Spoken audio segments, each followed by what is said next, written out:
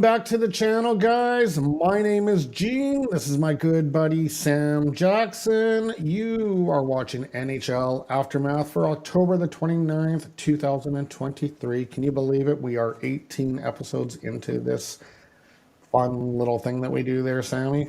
It's crazy. Time flies, man. Time flies.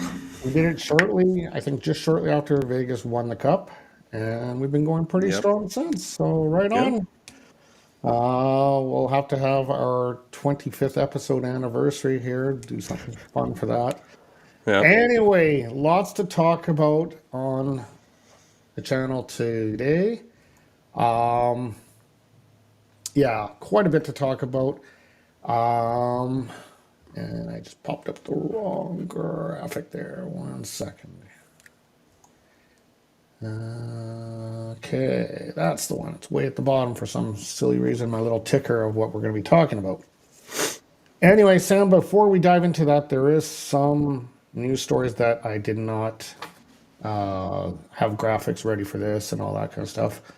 Some very, very sad news that you enlightened me on literally 10 minutes ago as we logged on here to get set up. I'll let you take it since you have all the information on it. Yeah, yesterday, if you guys haven't heard of this yet, which if you follow any hockey social media, I'm sure you would have seen this already, but unfortunately the former Pittsburgh Penguins player and draft pick and a player for, I think, Nottingham over in the English Elite League has unfortunately passed away this morning. After suffering an injury in a hockey game yesterday, after taking a skate blade to the throat. Unfortunately, he wasn't able to recover from his injuries and from, I'm assuming, an extreme amount of blood loss. And unfortunately, he passed away this morning. So I believe he was only 29 or something like that, or 39, something like that. He wasn't super old. Somewhere either, like early 30s-ish, 30s, somewhere like that. He wasn't very old. Just an unfortunate incident. That happens very rarely, but can happen when you play an extremely physical sport. So it's just very sad. And, our thoughts and our prayers obviously go out to his family, his teammates, and to anybody, any fans that were there to unfortunately witness that, and fans of the team, and anybody over there, over in the great country of England. That's very sad. Yeah, and it's funny how, Sam, you just told me this 10 minutes ago, literally, and it dropped my mood instantly. It's very sad. I can see the NHL maybe mandating some sort of throat protection at some point in time, starting to grandfather it in. They want to protect their asset too. They definitely do not need something like this happening in that league. That could very well kill the NHL. So yeah, this is going to be interesting how it's going to develop after that. There was other news, and we'll talk about the gambling thing and the suspension, one of the biggest NHL suspensions. I don't have a lot of details on this again, Sam, so I have to kind of cut you into this. You're the newsmaker. You're the anchor man when it comes to the stories here. So, fill us in on this big suspension that happened as well. So Shane Pinto, I don't know as much as you know. I don't know all of the necessary details. I also don't think really all of the details have come out, but Ottawa Senators' current restricted free agent, he's not technically under contract, but Ottawa Senators RFA, Shane Pinto, has been suspended 41 games for gambling, something to do with gambling. Don't have all the details, don't know necessarily what he was gambling on. NHL players are allowed to gamble on other sports leagues and on other teams outside of the NHL. They're not allowed to bet on NHL stuff for obvious reasons, but they're allowed to bet on other leagues and things. But even with that, there are still stipulations that the National Hockey League has put into place. Obviously, he must have broken some of the stipulations or not followed them correctly. So whatever he did, I don't know. It has been revealed. At least to my knowledge, it hasn't been revealed. But regardless, the National Hockey League has suspended him 41 games. 41 game suspension. So if you gamble, you get 41 games, or you hit someone with a violent slash to the face, you get 5. That's how it works in the NHL? Yeah, the suspension system doesn't really make a whole lot of sense to me either. So, No, it doesn't at all. Okay, Sam, let's get on to the topics that we actually prepared for this episode. yep. As we're going to start off with uh, Vegas making NHL history earlier this week, as they won 7 straight games. Now they officially ended it as they did lose to the Chicago Blackhawks a couple nights ago, but they still managed to squeak off 7 wins in a row from the start of a season. I believe the highest total was 6 prior to that. I think it was shared, by the Oilers and another team. Yeah, Vegas looking really good. No Stanley Cup hangover on that team. Yeah. It might have actually, the record might have actually only been 5-0, to be honest. But I know it was only the Edmonton Oilers, I think, in 1988, and then Vegas now. And now Vegas, has started the season 8-0-1.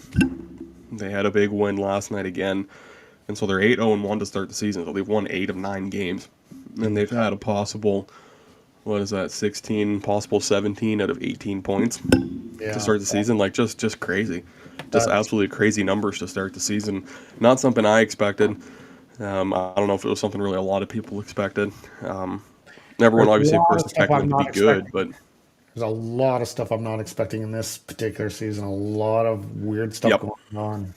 Yeah, the season already is shaping up to be very, very unpredictable and very fun. It makes it a lot more fun when it's like this, because there's a lot of surprises, and it makes it more entertaining to see what's going to happen. Sam, let's be honest. It's fun because your Canucks are in the mix. Well, Your yes, Canucks are but actually looking really good. So it's fun to, and it's true. No one likes to see your favorite team losing all the time. Trust me. no, yeah. I know. Well, you're in that rut right now. So Right now, yeah. So yeah, wow, Vegas doing that. Just of note, I don't know the exact record. I think it's 10 games in a row. I think it's by Toronto or something like that, or Montreal. That is the record from winning at the beginning of a season to the first loss of a season. But that's altogether. That's not including right off a Stanley Cup victory. That's the all-time record. I believe it was 10 games. I think it was Toronto. I don't know the exact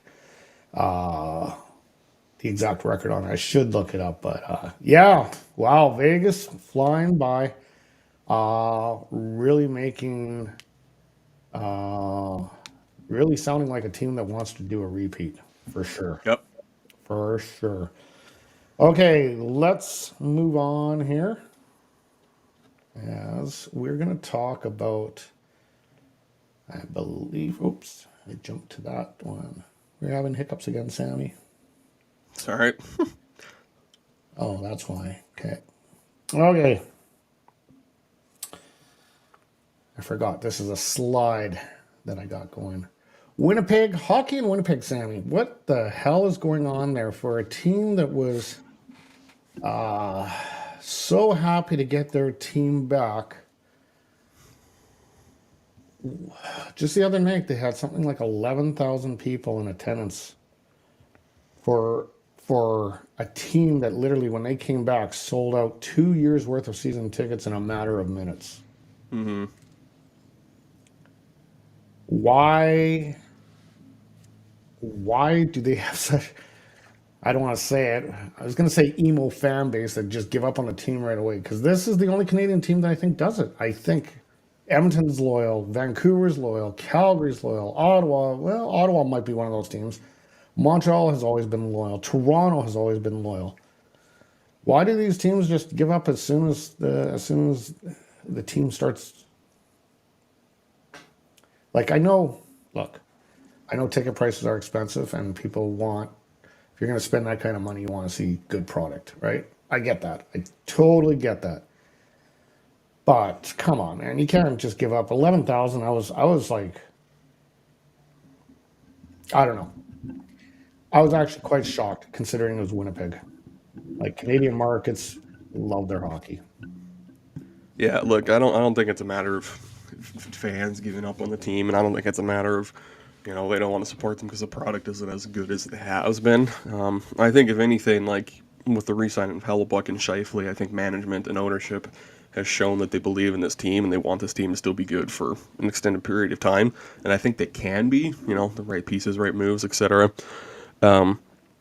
I have seen a lot online because I've read a lot about this. I've seen a lot online from fans from Winnipeg natives who are who have mentioned that I don't know if I can phrase this correctly or get all the details correctly, but there's some either weird taxes or some weird fees and stuff out there, and tickets are really expensive in Winnipeg, especially more than I think most Canadian cities and teams. Tickets are really expensive, and just in general with how the Canadian economy is, and maybe just how the workforce might be in Winnipeg or Manitoba specifically, it just can be really hard to justify spending hundreds and hundreds of dollars on a hockey ticket, and buy drink or popcorn or whatever, or even if you don't buy anything, but just spending hundreds of dollars on a ticket to go see your favorite hockey team, even you might want to badly, but I don't know, it's hard to justify, even in my opinion, hard to justify spending hundreds of dollars on a hockey ticket when you can spend hundreds of dollars to feed your family, Exactly. you know, And I or don't put mean, gas in your vehicle or something. Like yeah, it's a tough thing to do, and just with how our economy is currently, it's something that a lot of people really can't justify. Like you can look at Vancouver. Like Vancouver fans, for the most part, have always been pretty loyal to still fill that building, even when the team is not good. But there's been, well, Vancouver's played 3 home games this season so far, but even opening night against Edmonton, there were a number of empty seats. And even last night against the Rangers, like, very good game last night. And obviously, that first game against Edmonton, Vancouver shelled the Oilers. There were some empty seats. And it's not a matter of, and especially right now, Vancouver looks really good. Like you mentioned, the Canucks look really good. It's not a matter of, oh, the team's bad. The team's good. So why isn't it being filled? It's because it's expensive, and it's yeah. hard to justify spending, two, three, four, five, up to $1,000 on hockey tickets for yourself or your family when you can go to a restaurant even and spend And less that's money, or stay home and watch order some pizza, stay home, order some pizza and some wings, and have an experience with your family at home, right? yeah. And that's the single side of me being a single guy, not having kids and all that kind of stuff. But you have kids, it is kind of. I should have maybe rephrased that at the beginning because it's right. You're 100% right. Like it's expensive to live. Hmm. You take if you have a kid, you're looking at $1,000 night. You Yeah, know, 100%. he wants a jersey, Connor McDavid jersey, 200-300 bucks there. He Yeah. wants he wants hot dog and pop, and you want a beer and a hamburger. That's $40 for the beer and hamburger. You know, yeah, Yeah, it's 100%. definitely easily $1,000 night when, like you said, you can order the pizza, watch on TV, have someone commentate the game to you to tell you what's actually going on in the game. It's totally Hmm. understandable. And then as you were talking about it, it kind of made me remember what I saw a few months back watching an Angels game, and I was watching the banners in back of the catcher, and they had the 4 for 44 deal. So 4 tickets, 4 hot dogs, 4 pops, and 4 tickets for $44. In California for The like, Angels are also really bad, so yeah, I think they're just trying to but still incentivize people. 44 bucks for four But yeah, tickets. for 44 sure. bucks for 4 tickets? Like, Jesus, man. That's cheap. So Yeah. yeah, and to add to that note about Winnipeg leaving, if honestly, if they pulled the plug on that because they have 11,000, why the hell is Arizona still around? They won't. They if the NHL would be stupid to pull out of Winnipeg again, and if they do, there would be riots in the streets. Like Yeah. Winnipeg would burn their city down if Oh, that happened. Like there is no way that it's not going to happen. It's yeah. not. They're just in a bit of a rut. It's more because of the economy and things like that. People just can't justify spending tons of money on a hockey game. That's just what it is. Yeah. Maybe they want to go see the Manitoba Moose instead, the AHL team, because it's going to be a lot cheaper. You can go see a pretty good hockey game for maybe even $50 to $100 for your whole family, right? Like if you and I were to go to a Kelowna Rockets game, it's like maybe $20 a ticket per person. Like it's cheap, you Yeah. know. Go see a minor game. So anyway, Anyway, today is the Heritage Classic in Edmonton, the second installment of that particular event, as I happen to be lucky enough to go to the first one back in 2003, and I still state I was lucky, even though it was minus 22 and I froze my ass off with 3 layers of clothing on. I had a beer turn into a Slurpee. I think I mentioned it to you before. But there was a bit of an injury. I don't know what game it was, where Connor McDavid was favoring his rib area, his like there was a pull or a strain or in his leg area. I don't know exactly where it was, but it was obviously enough to keep him off the ice for the remaining 4 minutes of that game and the overtime period that end up happening. Uh, and there was talks that he was out 1 to 2 weeks. Uh, Latest update, like on this graphic, it says McDavid injury could miss Heritage Classic, but the latest update is Connor skated with the team yesterday, and he quote unquote stated that he was feeling good. So I think he's going to be playing today. What are your thoughts on that? Do you think he's playing just to play in this event, even though he's still probably nursing something? Or is he actually well enough to play? I mean, he could be well enough to play. He could also just be wanting to play this game because I mean it's a Heritage Classic, it's an outdoor game, it's a special opportunity and it's a fun opportunity. So he could very well just be playing for this game, and then he could be out for the next Oilers game or next few Oilers games. Who knows? Or maybe he is fine and he comes back, plays his game, and continues to play. If he is coming back early from injury just to play this game, he's jeopardizing his long-term health, That's what I'm worried about, which right? yeah, which is a problem, and I mean I wouldn't recommend that, but I'm not a doctor or a trainer, so I can't speak to it. And he is a professional athlete, so his conditioning and stuff like that's gonna be a lot better than certainly mine. But you would think that if he is still injured or hurt, that he is jeopardizing being out for even longer.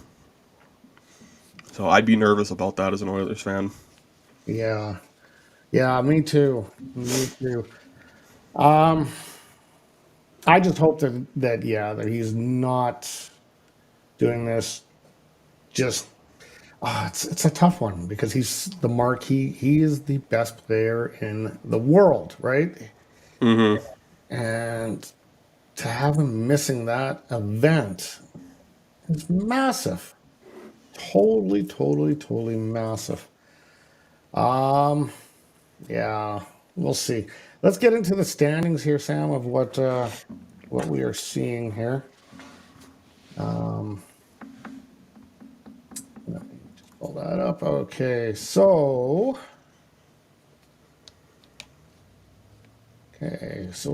I'm gonna get the one graph here going. Okay. So in the Eastern Conference, Boston is heading up the Atlantic. Toronto and Montreal. The Metro has the Rangers, Carolina, and New York Islanders. The wildcard spots are your Detroit Red Wings and the Tampa Bay Lightning. Boston, 15 points off to the start of the season. Definitely not what you predicted. Toronto's kind of where they should probably be. Montreal's kind of surprising at 11 points. Rangers playing very well, 12 points. Carolina's where they're probably supposed to be. New York Islanders is kind of in the mix, and then your wild cards are Detroit, which is kind of surprising. They're at 11 points too, so they're right in the mix of jumping right into the top three. And Tampa Bay with 10 points. Again, it's starting to shape up to be a bit of a tight race in the East. The teams that are on the outside looking in: Jersey, Flyers, Florida, Sens, Blue Jackets, Washington, Pittsburgh, and the Sabres. Anything that surprises you or that stands out on the Eastern Conference?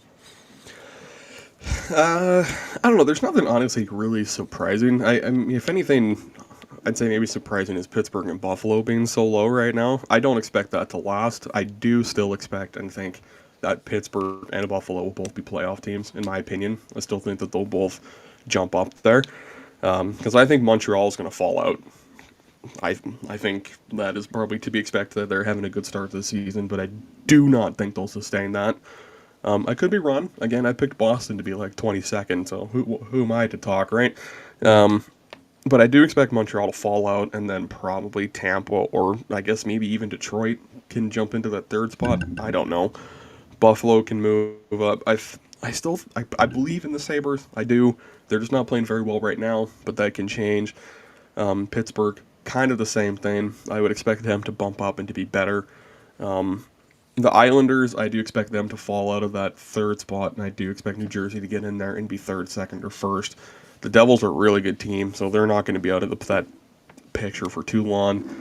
Yeah, I don't know. The Islanders, I don't think that they'll. I still don't think the Islanders are going to make the playoffs. If they do, it'll be on the back of Ilya Sorokin. Penguins, I'd be shocked at this point if they miss, but stranger things have happened. Yeah, yeah, and like I say, it's shaping up to be very, very tight because you have how many teams there? 12 teams. There's 12 teams within 4 points of each other. Within no, Yep. sorry, within six, yeah, within six, 6 points. So it's right now. It is like a big, big, huge push out of the gate for all the teams, and they all know what they want to achieve. They all know it's a fresh season. They're all trying to embrace it and have a good season and be that team that's holding the Stanley Cup at the end of it. As far as the Western Conference goes, Sammy, in the Central, you've got the Avs, Stars, and Jets in the top three. The Knights, the Canucks, and the Kings are in the Pacific. Your wild cards are the Nashville Predators, Minnesota Wild. On the outside looking in, Anaheim, St. Louis, Arizona, Chicago, Seattle. Way at the bottom, you got Calgary and Edmonton. Don't laugh, Sammy. That's evil of you. Yeah. And the Sharks. Edmonton cuddling next to the Sharks there at the bottom of the list. So a huge game I think is going to take place today in Edmonton. I honestly think it's pivotal enough for me to say that I think this is a make or breaks the season kind of game for the Oilers. If they lose this game, I think the season could be lost.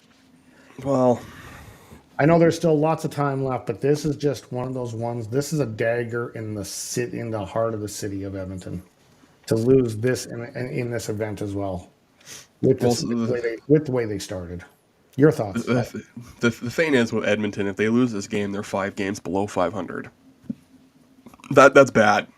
That That's is bad. Even at the beginning of the season, if you go 5 games below 500, even at the start of the season, that's a lot of groundwork you have to build up to catch up, to even just to get to 500, right? You have to win at least 5 games in a row, and you have to win 5 games in a row to get to 500, and you have to hope that the teams ahead of you aren't keeping at the pace they're going, right? So even for Edmonton, let's say they win this game, and they win 5 games in a row.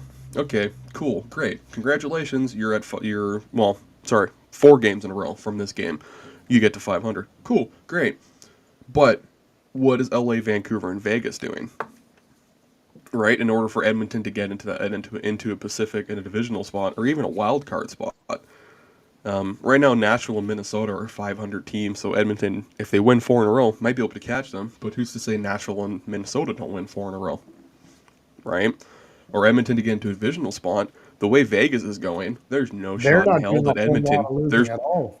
No, there's no shot that Edmonton catches Vegas. The way Vancouver's playing, it's a long shot for Edmonton to even catch them at this current moment. And LA's been pretty good too. So Edmonton has to win a bunch if those three teams keep at the pace they're going. I don't expect Vegas to keep at the pace they are, but they're still going to keep winning. You know, And they might 500 isn't even get you in the playoffs. You need about 700, 750 to get into the playoffs. yeah, Edmonton to get into a divisional spot, hoping that Vancouver, I'll say Vegas is probably honestly out of the question for Edmonton to catch, but Vancouver and LA, maybe they can catch. You have to hope that Vancouver and LA maybe play 500 hockey for the next month, and you have to hope that Edmonton wins 6, 7, 8, 9 games in a row, or win 8 out of 10 or something like that to even try and catch them. I don't think, at least currently, that's feasible. Maybe over the rest of the season, Edmonton might be able to do that, especially if they lose today against Calgary. That's detrimental. But you have to hope that, yeah, like LA and Vancouver play subpar, and that Edmonton goes on this crazy run. Is that can you bank on that? I don't think you can. I don't think you Yeah. can, because the way those two teams are playing, and I'm not trying to just be biased as a Canucks fan. You said it yourself. The way the Oh, Canucks are playing, they look yeah. real, Oh, right? They yeah. Yeah. look legit. No, they have to. The way their Like I said, goaltending's played, yeah. the way the No, and goaltending's played, the way the team has played in general, they have looked really good, and it makes me really excited. And I don't want to get too excited because I don't want my little heart to be broken again, because it's been broken too many yeah. damn times by this team. But they look I was watching when I watched them last night, and the way that they battled back against the Rangers and tied that game late too, mind you, Mhm. to push that game into overtime. Unfortunately, lost in overtime. It is what it is, but they got a point. But the way they battled back reminded me of the early 2010s team, when they were one of the best teams in the league, when they Mhm. were a playoff team. They looked like that team. And I haven't seen that drive and that grit from that team in a decade, Mhm. or more. So Edmonton doesn't have that drive right now. Unfortunately, their defensive core is just not up to par. Their goaltending has been awful, and their forward core without McDavid looks lost. Yeah. Yeah. Yeah. They definitely, I think, came in almost with an attitude like, I think they came in almost, especially with that Vancouver game, with way too much swagger for their own good. Yeah. Thinking, oh wow, we're the Oilers, we're the expected cup, winners. But they Yeah. didn't realize that there's still a very hard work ethic you got to put. Teams that work hard are going to be more successful than teams with skill. The Yeah. hardworking teams, if you got a team constructed of, like, look at Toronto. How many years did they out in the first round? Why? They had Tavares, they had Nylander, they had Matthews, Marner, super loaded with skill. Even Mm-hmm. Zach Hyman was part of that lineup at that point. But why? Why did Toronto fail? No hard work ethic. No Mm-hmm. to the grind. The teams that have won it. Why did Florida do as good as they did last year? Paul Maurice, man. Paul Maurice, but why? What would at the end of the day, the coach is just a coach. It's true. But the He coach brings installs in systems to push the team. exactly systems, and he pushes them to have that hard work ethic without going over the line like a Daryl Sutter and stuff like that. It's that fine line of knowing how much you can push. I heard the saying, it's sometimes you have to push the player and sometimes you have to pull them in. Yep. And I think Woody was the one that said that. Sometimes you have to. It depends on the player. Some players just need to hear, hey, I'm doing really good. You've got to work on your game this and work on that. And where there's other guys, come on, man, move that butt of yours. So Yeah. there is that. So right now, what I saw in the past post game or past interviews is this is a very unhappy team, a very unpleased team. You're hearing a lot of the players saying, hey, we got to look in the mirror and really give ourselves a head shake and find out what we are made of and why we can't be better, because this team is pretty much the same team from last year. What's Yeah, going that's on? true. You know? Yeah. Well, that's why I look at coaches like Paul Maurice and John Tortorella. And I mean, I guess Rick Tocchet, but Rick Tocchet hasn't coached enough in the NHL as a head coach to really maybe throw him in this category. But he was an assistant coach in Pittsburgh when they won those back-to-back cups there in Mhm. 2016, 2017. But that style of hockey that these guys coach is honestly, it's pretty much perfect playoff style hockey. All right, Tortorella has carried teams on long runs in the playoffs. He's won a Stanley Cup with Tampa Bay. Paul Maurice, I don't believe he's won a Stanley Cup with any teams, but he coached Winnipeg to conference final and some deep playoff runs. He Paul coached Maurice did win a Carolina. Stanley Cup. He did win a Stanley Cup with Carolina back in 06. He Peter was Laviolette was their coach in no, 06. I'm pretty sure it was Paul Maurice back in I'm a 06. I'm a Carolina fan. I'm 100% positive that Laviolette was their coach. I'm telling you that right now. Really? Yeah, Paul Maurice was their coach. Paul Maurice coached them, I believe, to the 2002 Stanley Cup final. Got fired, replaced by Laviolette. Laviolette won the 2006 Cup, and then signed with a different team or got fired. And then Paul Maurice came in and took them back Okay. to the 2009 conference final. Okay. I'll take you up on that, but I swear. Either way, he's Yeah. coached some teams to some deep Yeah. playoff runs. He's been very good. So, can Tocchet join that force as a head coach? I sure friggin' hope so. Yeah. But that grit, that, as Tocchet says, meet effort with effort, and to meet that force with that force is what he preaches. Like, if a player's hitting you, you hit that force back. You meet him there, right? You meet effort with effort, and you just try and, you put everything into it. And that's working so far for the Canucks. And Torts preaches that. Paul Maurice preaches that. That's why those teams are successful. And I think that's why Vancouver is successful so far in the season, is they're putting effort. They're working hard. On paper, I think on paper the Canucks, even the Panthers, and the Flyers might not be especially Philadelphia, Philly fans, but they might not be like the most incredible team on paper. But in terms of Vancouver and Florida, they still got very good rosters. And they're just working And hard. one thing Vancouver, based off of the second game, the game that happened in Edmonton, because Edmonton was peppering Vancouver like crazy. Oh, They yeah. were Yeah. clogging up the lanes so bad. There was something like the amount of block shots by Vancouver. I forgot what the actual number was, but I think a it was lot. triple to what Edmonton had for block shots. So they were hogging up the lanes.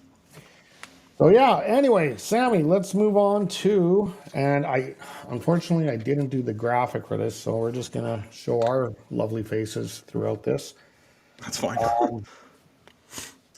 But let's move on to redrafting 1991. This was the year that Lindros was drafted. Osgood was in the draft. There's a few notable players. And now that history has really shone upon this era, and all these guys' careers are finished and they all have been retired, we get a real good look at what was what back then and who would have drafted who.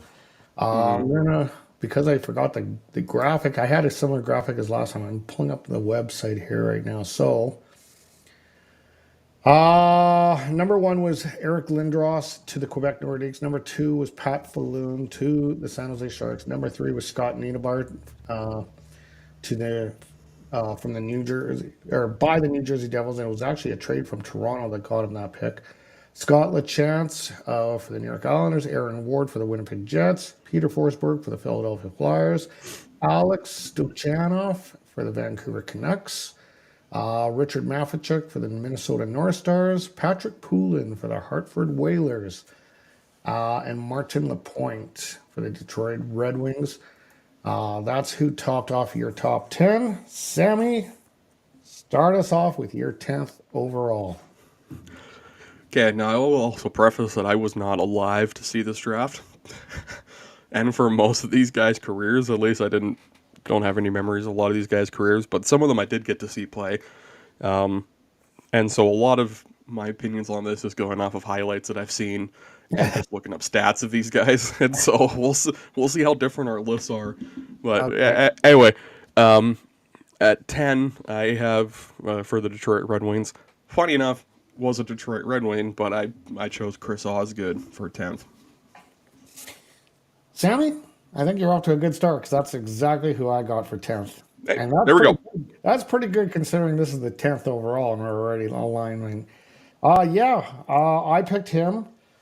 he was one of just a couple of goaltenders that were out of that draft. There wasn't a very rich goaltending thing that there was only two or three goaltenders that actually made the NHL in that particular year. But yeah, I got him. He's 13th in wins in the NHL.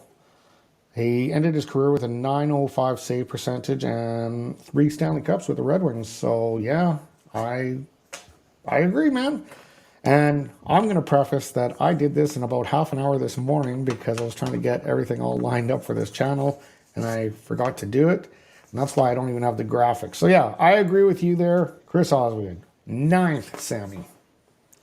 At 9th, the Hartford Whalers, I have Brian Ralston. Brian Ralston? Mm-hmm. Okay. He was Hartford, eh? Okay. Yep. That's who I have Hartford taking. Okay. Yeah. Well, my 9th pick, now we have a bit of a variance here. He is the father of a current Toronto Maple Leaf. I got Michael Nylander, 59th overall by Hartford as well. And that's why when you said Hartford, I was like, oh, wow. I didn't know that. Who did you say again for your... Brian Ralston. I don't know who actually picked Brian Ralston. I have him drafted at New Jersey. There you go. Okay, yeah. Yeah, I have him drafted as New Jersey because he is actually my 8th pick, Brian Ralston. Okay. Spoilers. Yeah, I got Michael Nylander, 920 games played, 209 goals, 470 assists, 470 assists for a total of 679 in his career. He was drafted 59th by Hartford. But I think this is one of those things I kind of went off of points as well. Like he was kind of high up there in the points, so I was okay with that. And as I said, I got Brian Ralston, 1256 games, 342, 419 for a total of 761. He was drafted 11th overall by the Devils. For 8th, your 8th? Michael Nylander, the Minnesota North Stars. Okay. Okay, so me and you just kind of swapped there. Basically, yeah. 8th and 9th. Okay, 7th place, Sammy. I have Ray Whitney going to the Vancouver Canucks. Perfect. So do I. Okay, there you go. I got Ray Whitney too. He had a career of 1,330 games, 385 goals, 679 assists for 1,064.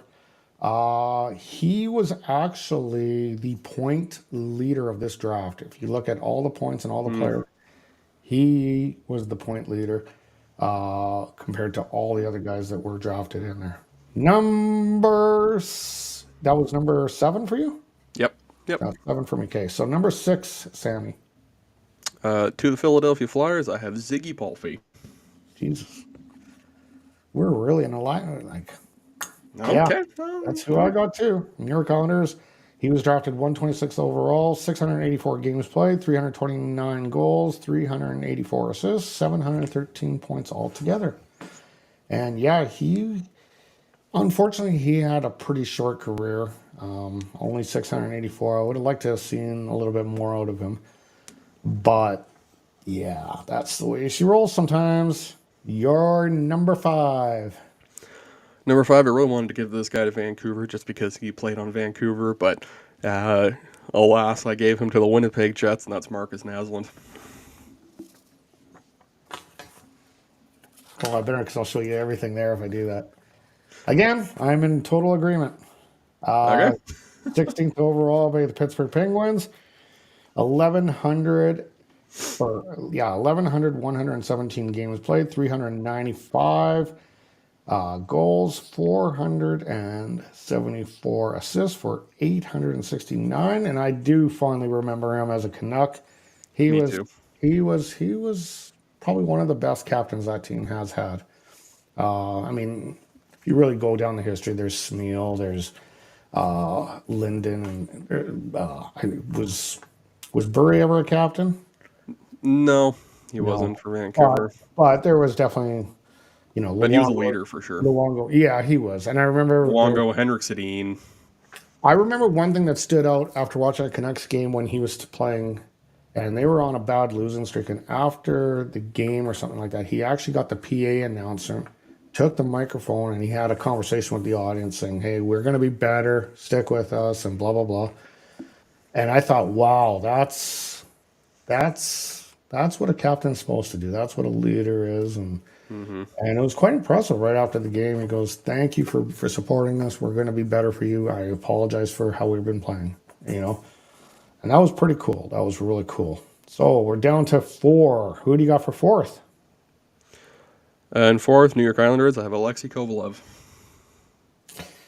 I think he just copied my list, man.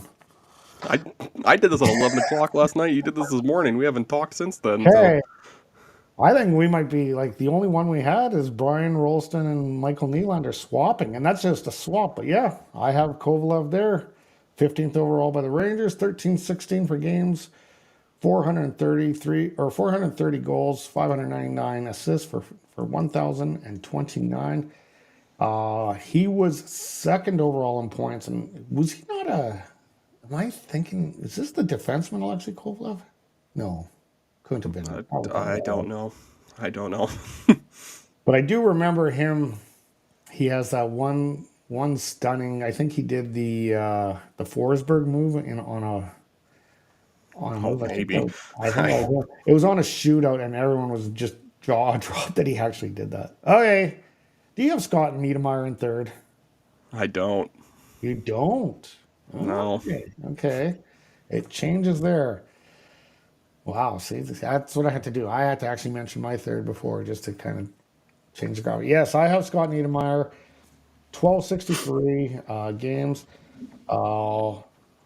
172 for goals, 568 for assists, a total of 730 or 740 points altogether. Three Stanley Cups, I believe. Is that what I know? He was drafted third by New Jersey, so he's basically in the same spot.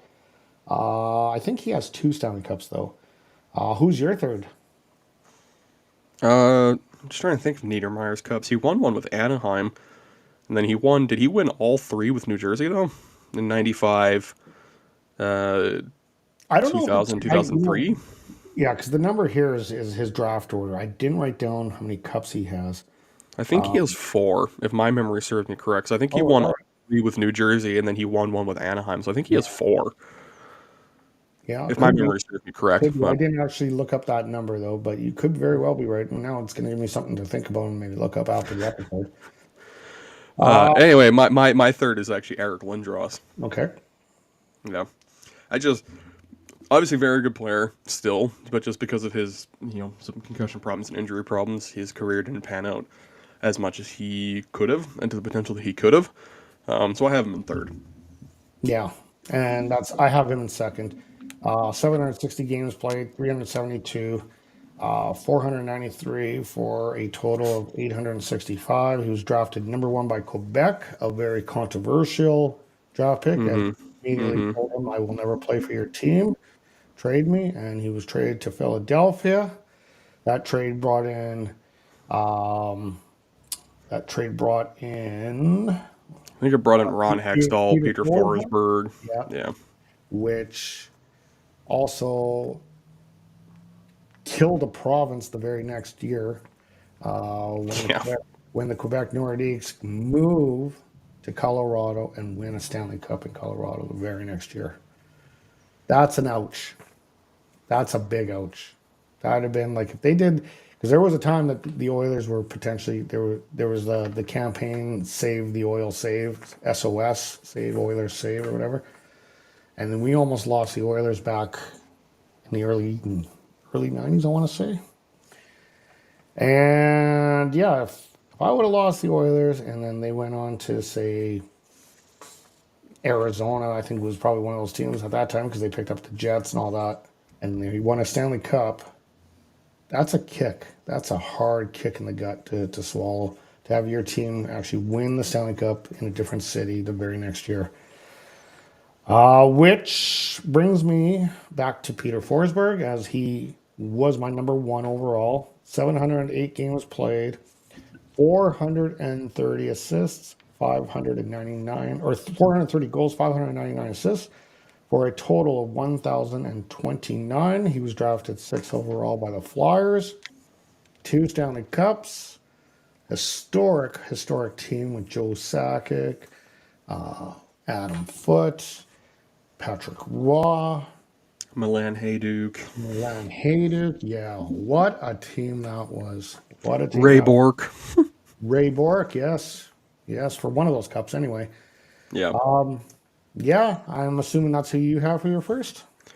Yeah, I have Scott Niedermayer in second and then Peter Forsberg in first. So you and I kind of just swapped on 2 and 3 again, but then We Forsberg on lined first. pretty good. I'm actually quite surprised considering like you said, this is before you were even a thought, right? Before you were even 7 born. years was 7 years before I was born, for one thing, and then 20 years, almost 20 years before I was even really watching hockey. So Yeah. 19 years before I was watching hockey. Yeah. But at the end of the day, I mean, these guys are Hall of Famers. For sure. I don't know. No, I don't think Lindros is in the Hall of Fame yet because of or did he get in last year? I think either he got in or they're still compliment. I think he might be in. I think we're waiting on McGillney is the one that I want to see in eventually. I do too, because he also played for Vancouver, and not that I watched him play, because I was again before I was born, but he holds a special place in my heart just because he was a Canuck draft pick, a Canuck player, but yeah, and what he went through to get there, so it's crazy. Okay, Sammy, I think we can pretty much do a wrap on this particular episode for this particular week. Just gotta scroll on that. Big game today, Sam. Big, huge game. What are you doing for food for the game? And what time do you want me over? Funny. Hey, you're just down the street from me now. Pretty much. I don't know. Our family's doing like Greek food. We have a bunch of family actually coming over for dinner tonight. So okay, nice. Just for fun, not because anybody's an Oilers or Flames fan. Far from it, actually, but just for fun. Sunday dinner. So yeah. I'm still debating if I'm going to order pizza or what I'm going to do. I kind of want to just do a pizza night today. Jim's Pizza out here in Vernon is phenomenal. There's a plug. Try it sometime. There's a plug for Jim's Pizza there. Free plug for Jim's Pizza. Yeah, it's really good pizza. All right, Sam. Send us off and on our way. Oh, by the way, guys, I am going to be doing an episode of Lubed in about an hour and a bit here. It's just a conversation. I'm not going through any of the stats from the last game. We're just going to talk Heritage Classic, talk my experiences with the Heritage Classic, and talk what we're going to expect today in the Heritage Classic. So just a kind of a conversation for about half an hour if you guys want to join. If not, I'm just going to ramble to myself for about half an hour and just tell you guys how I feel about the game and where the state of the Oilers are. Sammy, hit it off and send us on our way, man. Yeah, well, thanks for tuning in and watching. If you like what you saw, hit like, comment, subscribe. Share with your friends, tell your friends. I'm just two guys that enjoy talking about hockey every week. So if you like that too, please come along for the ride. All right, guys.